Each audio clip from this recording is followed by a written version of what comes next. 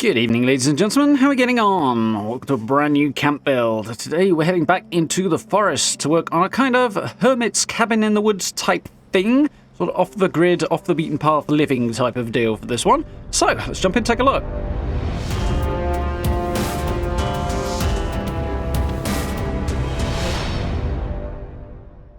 Okay, so slightly different tack with this one. We're mostly going to tour it because it's very decoration heavy, but we are going to show off one little technique that I use, which is the main one for this one. So let's have a look at where we are on the map to begin with. Here we go.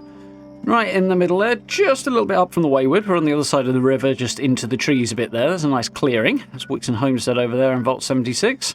Yeah, we're a little deeper into the woods than this makes it look like, but there's a nice little clearing area that I've wanted to build in for a while here, so quite pleased with this spot.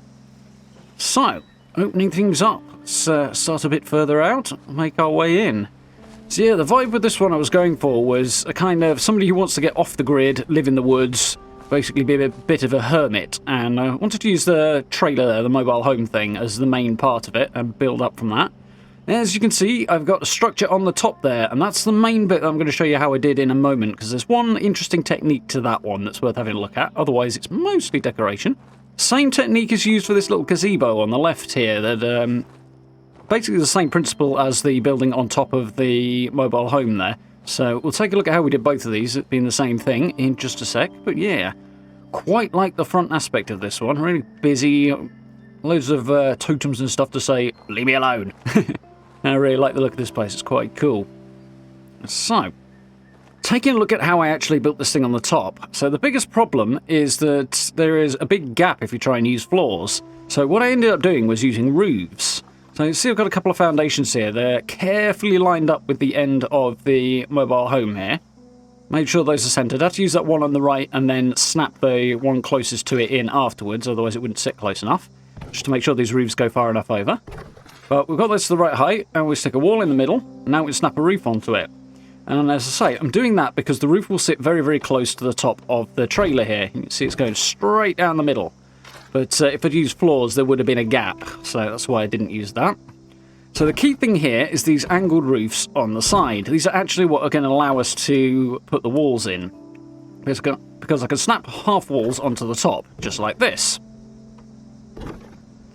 There we go. I'll put a couple of extras on the side. The idea is the main section at the back's going to be covered, and then we're going to have a sloping entrance here. I actually mixed things up in the decoration phase, changed out some of the pieces for different textures, stuff like that, but this is the general gist. So we'll get these angled pieces on. I ended up changing them out because I didn't like the unfinished top to them. But you get the idea of what I did to get them in place. So with the main structure there, let's stick a roof on here now. So we'll find the pointy sort of cap piece. We'll use that one down the end. That gap at the end I'll close with a junk wall later.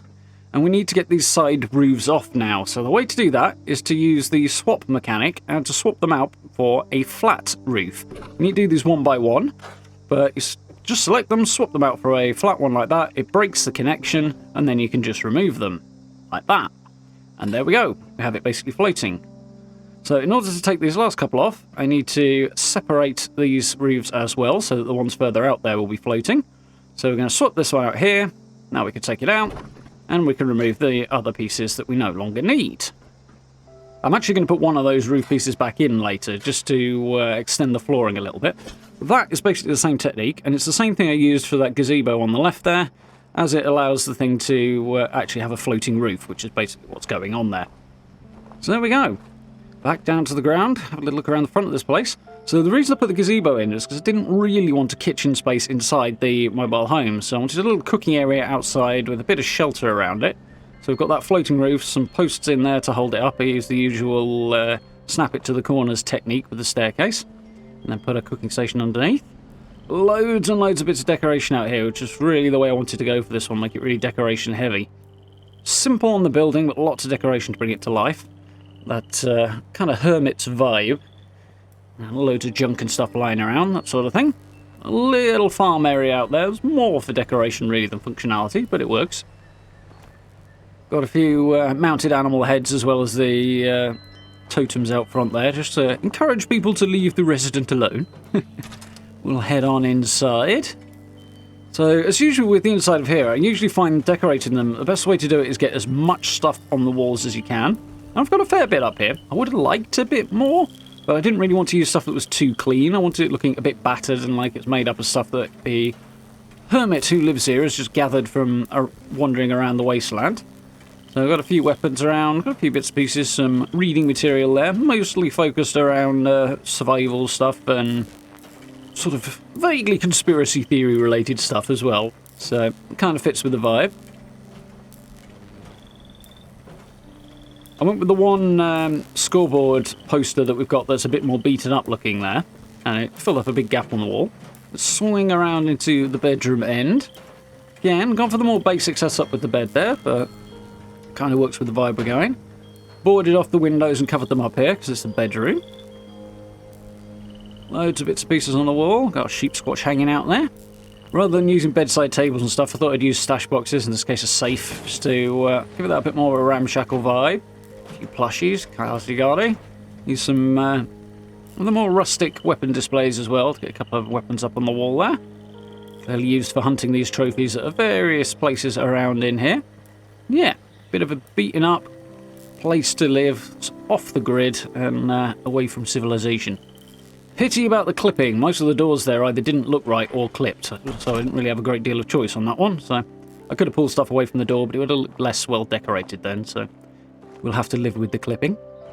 Our vendor out here and chemistry station as well. Piled a load of extra decoration around that. So we come back around. We'll take a look around the back and the top of this place, because it's kind of a 360-degree camp, this one. We've got a little power armor station out here. I just left that innermost foundation there and used that because I did want to put this somewhere else, but it just didn't work out, that plan. So looks alright on the end there. Still tucked a little bit under the overhang as well, so it's nice and snug. Loads and loads of junk around just to dress it up. Random bits and pieces that have been dragged back. But a bit dead space here underneath the staircase, so chucked a load of junk and stash boxes and stuff in there. So around the back here, most of this is fairly simple. I added a few trees and a few brambles as well, because the bulldozing system kind of flattened off some of the grass a little bit more than I wanted it to. So I wanted to bring nature back in a little bit with this one. I'll head around and look at our amenities there. Really glad to have that shower, I like that a lot. So for the staircase here, it's just the old foundation with a stair running straight up from it, and then I use the vault railings on this one. And as I said before, the reason I didn't attach the floors to the stairs and create an upper building that way was just because I couldn't get it close enough to the mobile home. So this is sort of separate to the rest of it, but it works. Got a couple of chalkboards that managed to snap onto the railings there, which I was pleasantly surprised by, just to dress those up a bit and kind of hide the cleanliness of those things a bit. So stick out a little bit, but as long as it's not too clean, it just looks like something that's been found and dragged back. It works.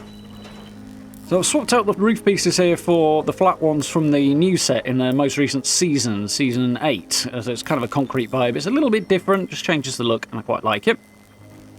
So we've mixed up some wallpapers and different textures and things just to really give this little structure a scrappy vibe. Squeezed all the crafting benches in here. Just enough room to move down the gap there and to use all the workbenches, which is great. It's a nice scrappy vibe with all the stuff on the walls there. A little bit of dead space here on the end, but I managed to squeeze the ammo producing machine rather there into the corner, which went quite well. Although it doesn't sit very close to the wall because there's a part that sticks out at the back, which is a bit annoying. What can you do? Yeah, I like the spot. Little area to chill out on the top as well. Do wish we could sit chairs more closely to that table, but what can you do? I managed to get some of them a bit closer by blueprinting them first, but still not ideal. But I do like the look of it. You had a bit of odd space there beside the shower, so pile of tyres and a few flowers on the top. Just kind of close that gap up a little bit, make it look a little bit more complete. We'll pan around the end here. Again, a few more brambles to bring the wildlife right up to the structure to make it look like it's been here a while longer. Got the shelter entrance down here, because I haven't got a symptomatic or a decon arch here, so I need that. And those window boards sort of look like they're not going to go in, and you look like you're going to place them on the outside edge on the end there, but when you do so, they kind of jump backwards into the hole, which is strange, but it works, so that's always quite cool as well. Done that one before. Glad to have that cart there as well. It looks quite cool, the wagon out front. And as I say, got a few totems as well, just to kind of create that leave me alone vibe. I figure the guy's probably not cannibalistic or otherwise evil, but just wants to be left alone, and there's nothing like skulls on sticks to tell people to go away.